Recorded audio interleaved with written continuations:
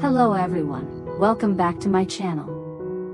I'm so glad to see you again on this journey, continuing the love story full of challenges but also filled with strength and sacrifice of the single mother, Lythieuca.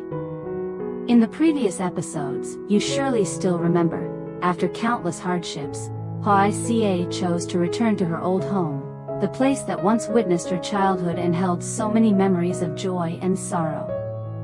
On her way back, she was not alone, for by her side was Hung, the man who never hesitated to sacrifice, who braved all difficulties to protect her and her child. Yet, few knew that Hung himself was struggling under the heavy burden of debts, after paying off what his mother owed. He had sold the only house he owned, and since then had to rely on a friend's shelter, making ends meet with nothing but his own hard work. When she truly understood his situation, Lythieuca bravely spoke up. "Hung, why don't you come live with me and Tony? So the three of us can truly have a home." That suggestion was not merely about sharing a place to live, but a declaration of trust, of longing for a small family, a place with love, with compassion, and with the hope of starting all over again. From that moment, Lythieuca, Hung, and Tony officially lived under one roof. Simple meals filled with laughter, mornings with Hung lending a hand, evenings when Lythieuca told Tony bedtime stories, all slowly painted the picture of a modest yet warm family, something the three of them had long wished for. But my friends, life is never a bed of roses. Just as happiness began to bloom, new hardships came crashing down. The debts yet to be paid, the scornful looks from others, the temptations and trials lurking ahead, all of these will test their bond. Will love and determination be strong enough to carry them through the storms, or will they once again have to face separation? Let's follow today's episode closely to witness their journey in full. The warm moments, the tears, and the laughter, all will unfold vividly before your eyes. Don't miss a single detail, for each moment is a vital piece of the touching love story of Lythieuca, Hung, and little Tony. After talking with Hung and deciding to move back to her old house, Lythieuca quietly began packing her belongings. She turned to bid farewell to Ha and Ha's mother. The atmosphere grew heavy, and in the eyes of all three lingered emotions too complex to put into words. Ha's mother looked at Lythieuca, her frail hand gently squeezing the young woman's as if she wished to hold her back. With a trembling voice, she said, "My dear, these past months having you here has made me so happy. Ever since you came, this family has changed so much. Ha has become more obedient, more thoughtful, more caring, and Tony's laughter has truly been a priceless gift, chasing away so much sorrow. This house used to be so quiet, but since you and the child came, it finally felt warm, like a real home." Ha stood nearby, eyes red with unshed tears, struggling to hide his sense of loss. He hesitated before saying, "Lythieuca, I know you must return, because that's where you truly belong. But honestly, I'll miss you. I'll miss you and Tony. It was you who helped me change, who helped me understand what love and responsibility really mean. When you and Tony leave, this house will go back to being quiet, but it will be a kind of quiet that feels empty." The moment of farewell was anything but easy. Tony's little voice calling out, "Grandma, Uncle Ha," made their hearts ache even more. Yet, deep down, they all understood, no matter how close they had grown, Lythieuca had to return to her own home, to what truly belonged to her. That was the best choice, the path for her to rebuild a new life. The figures of Lythieuca and Hung, hand in hand with Tony, slowly disappeared beyond the small alley gate. In the yard, only Ha and his mother remained, standing silently, watching them go. The evening breeze drifted by, carrying with it both the emptiness and a wistful sadness. But in their hearts, there was also a quiet faith. No matter where Lythieuca went, the affection and memories of this place would forever remain a part of her heart. After returning to the familiar house, Hoai did not allow herself even a moment of rest. The home, after so many days without its owner, seemed sorrowful and silent. The curtains were draped in a gray layer of dust, the wooden table darkened with the stains of time, and the cold tile floor bore the footprints of years gone by. Slowly, she rolled up her sleeves and began to clean. The sound of the bamboo broom sweeping across the tiles echoed through the quiet space. Each time she wiped away the dust from a shelf, Hoai felt as though she was brushing away the sadness and bitterness she had endured. The creaky bamboo bed was carefully laid with a mat again, and the windows were opened wide to let in the fresh sunlight. The wind carried the scent of the forest, the fragrance of cool mountain soil, breathing life back into the house. Though she had only done a rough cleaning, every small movement of hers carried hope, as if she was breathing new vitality into the place. That night, after Tony had fallen asleep, Hoai sat by the flickering oil lamp, gazing around the small house. Her eyes lingered on every corner of the walls, every old object. Inside her, worry and determination intertwined. She knew the road ahead would not be easy, but at the very least, she and her child now had a true home from which to begin again. The next morning, sunlight pierced through the thin mist, shining down on the lush custard apple rows behind the house. Hoai woke early, picked up her old bamboo basket, put on her faded conical hat, and stepped into the garden. The ripe custard apples hung heavy on the branches, their pale ivory skins tinged with green, releasing a sweet, delicate fragrance. In this mountainous region, with its cool climate and frequent rains, the fruits were always juicy and richly sweet. She carefully picked each one, placing them gently in the basket, her heart swelling with quiet joy. Every piece of fruit she held was more than produce, it was the fruit of labor, a token of hope. She thought to herself, from these sweet fruits, my child and I will be able to live, to carry on. Sweat rolled down her forehead, but in her heart rose a sense of relief. When she carried the baskets down to the market at the foot of the mountain, a faint unease stirred within her. It had been a long time since she had gone to market, especially bringing produce harvested by her own hands. She worried, will anyone buy them? Will anyone pay a fair price? But the moment she displayed her fruits, the fragrance of the custard apples drew people's attention.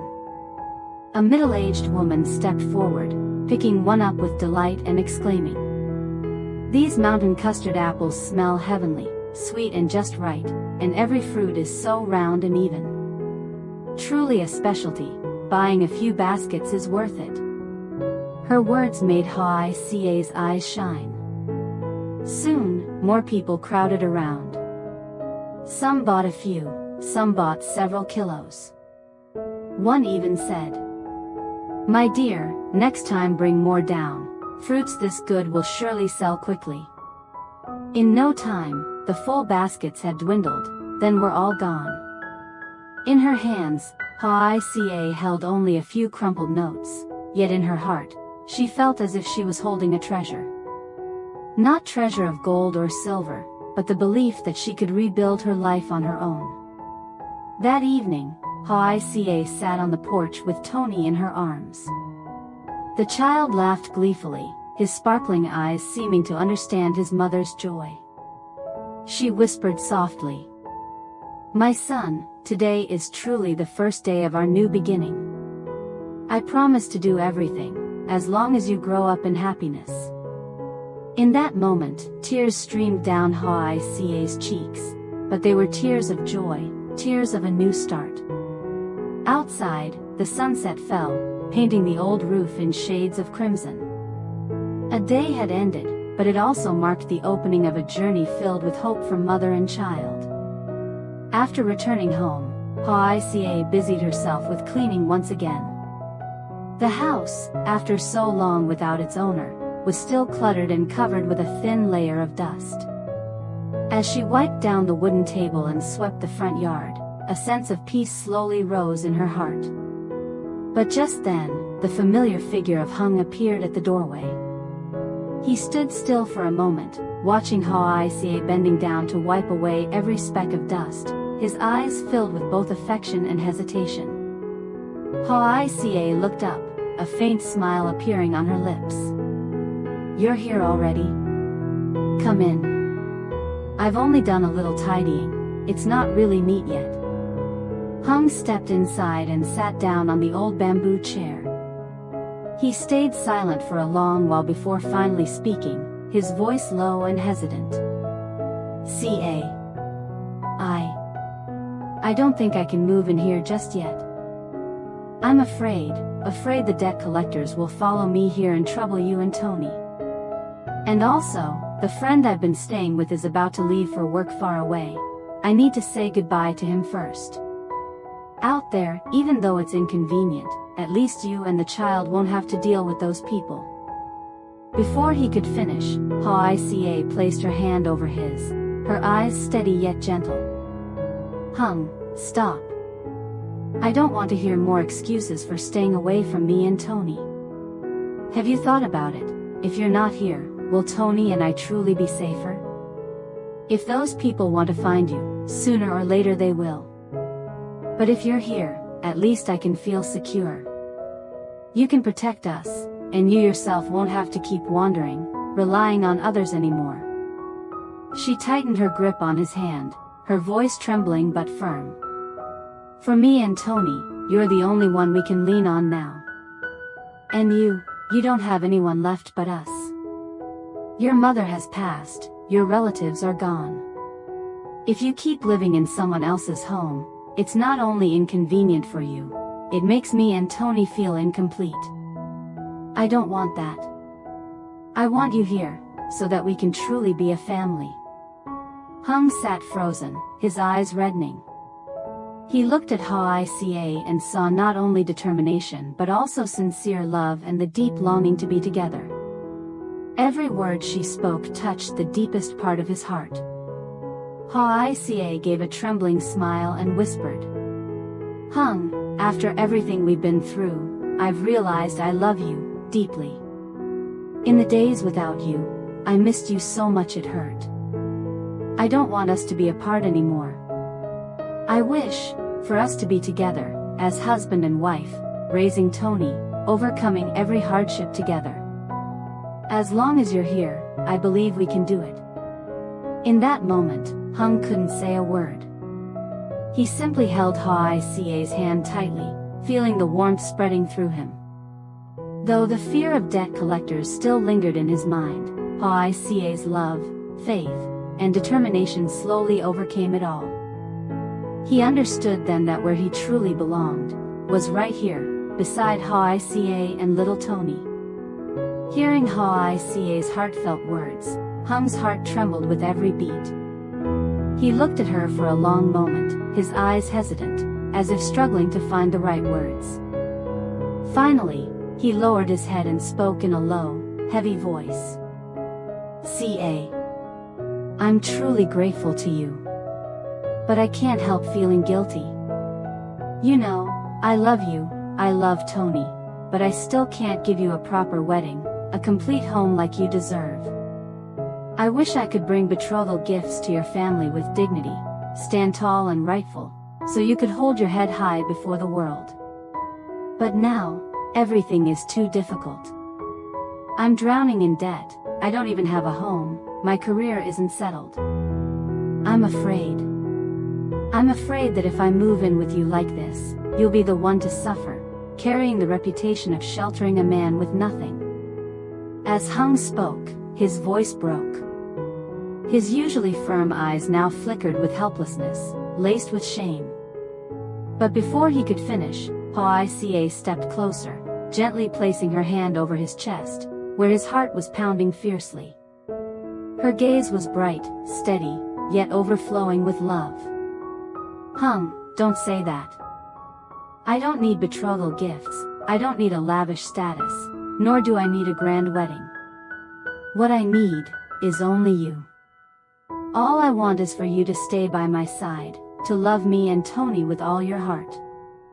To me, that is true happiness. Everything else, I don't care for."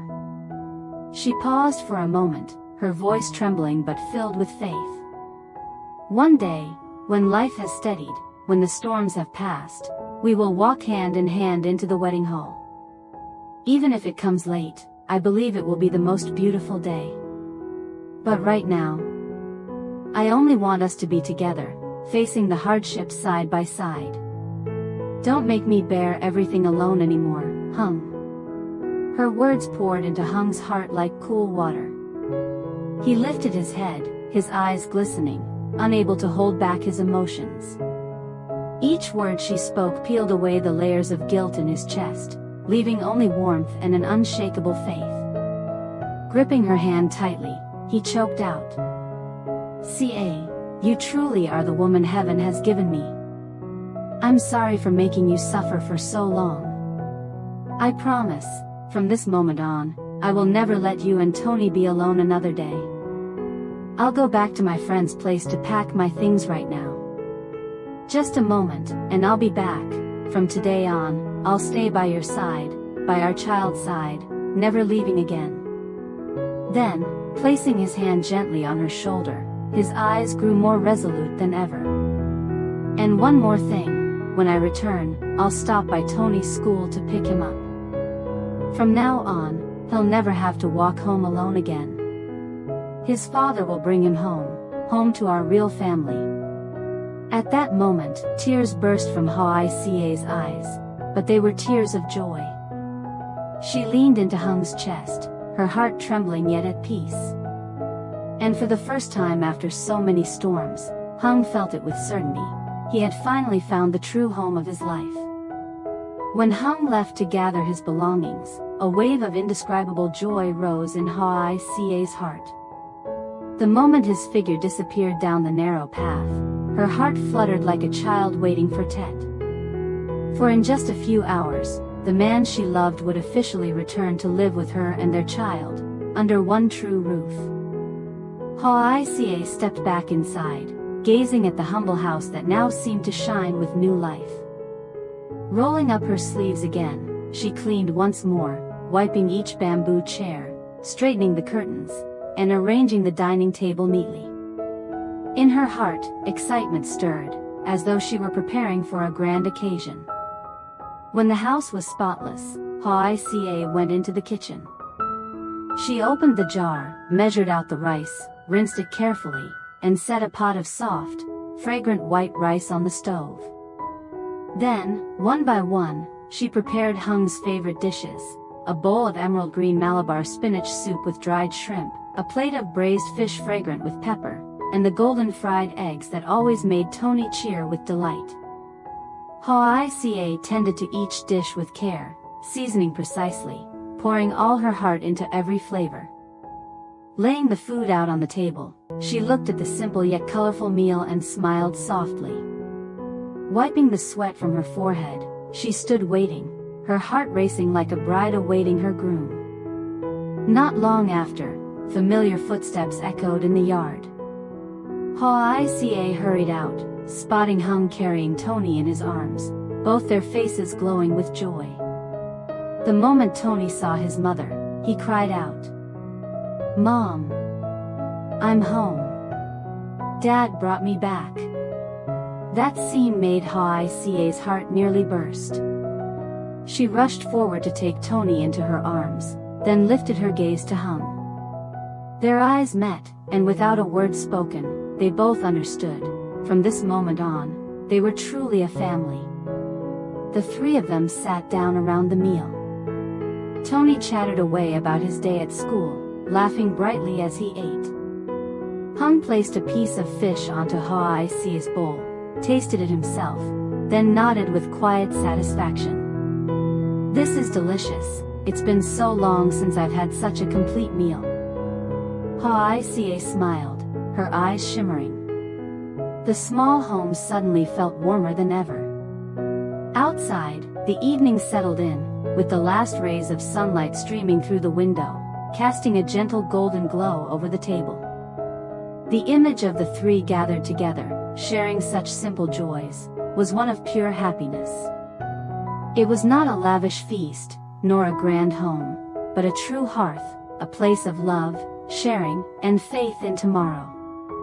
That evening meal passed in a warm atmosphere, seemingly simple, yet to Hoai it was boundless happiness. When only a few dishes remained on the table, she gently set her chopsticks down, gazed tenderly at Hung, and whispered, "Hung, it's been so long since I've felt such peace. Sitting here with you and our child, no worries, no need to hide tears in my heart. I remember the first days when we met, when we were poor, when life was uncertain, but as long as you were there, I still saw life as bright. Now, sitting here at a family table, my only wish is that we can keep this moment forever, no matter how hard things get, that we'll always stay together." Her voice broke, and tears glimmered in her eyes. Hung sat in silence, his heart tightening as he reached for her slender, warm hand and held it tightly, letting her feel the sincerity of his heart. I feel the same. I owe you so much, for all those years you endured alone, for all the burdens no woman should have carried. But from now on, I promise you'll never be alone again. We'll strive together, overcome everything, so that one day I can give you a true wedding, and give Tony a real, complete home." Hoai nodded softly, a smile breaking through as tears slid down her cheeks. Their eyes locked, no more words needed, for their promises were etched in their gaze. A little while later, as Tony ran out to the yard to play, Hoai's tone grew quiet, her thoughts drifting back to the days with Ha and Ha's mother. She turned to Hung and said softly, "Hung, I keep thinking. From the day Tony and I went to their home, Ha and his mother helped us so much. Without them, I don't think I could have survived those days. Now that we've returned, I know they must be sad. Without Tony's laughter, the house must feel empty. How about we invite them here for a meal? To thank them, and to keep the bond we had before." Hung nodded gently, his eyes reflecting agreement. "Yes, I feel the same. Ha has carried so much responsibility, especially since I left to work away from home. I also want to help him find more stable work, something less exhausting, so he won't suffer so much. We owe them sincere gratitude, and a family meal is a way to show it." In that moment, both Hoai and Hung realized, happiness was not confined to their small home, but radiated outward through love and sharing with those who once stood by them in hardship. And it was this very spirit that turned their dreams for the future into something real, something with a foundation they could build upon together. That night, after a simple yet love-filled family dinner, Hoai sat on the porch, watching Tony sleep peacefully in her arms, while Hung quietly rekindled the fire in the stove. The flickering flames lit up his face, revealing the lines of fatigue, but in his eyes burned a new light of determination. Since the day they returned to each other, it felt as if Hoai had been reborn. The loneliness, the years of enduring everything alone, were now eased by Hung's hand beside her.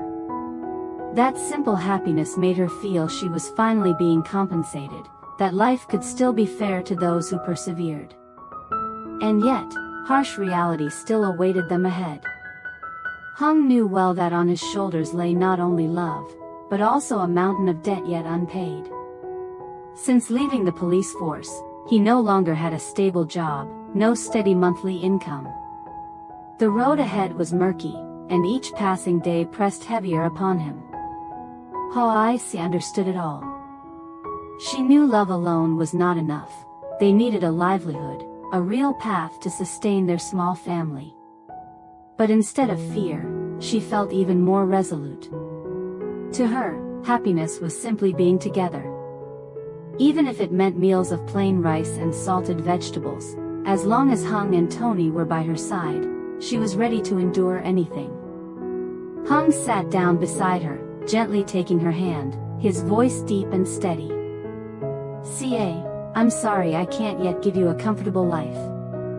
But I promise. I'll find work, no matter how hard it is. I'll rebuild from nothing, so that you and our son will never have to suffer again. Hoai leaned her head on his shoulder, smiling softly. I don't need much. All I want is to wake up each day and see you and Tony, to share a warm meal together. That's enough. The financial hardships will pass, as long as we never let go of each other.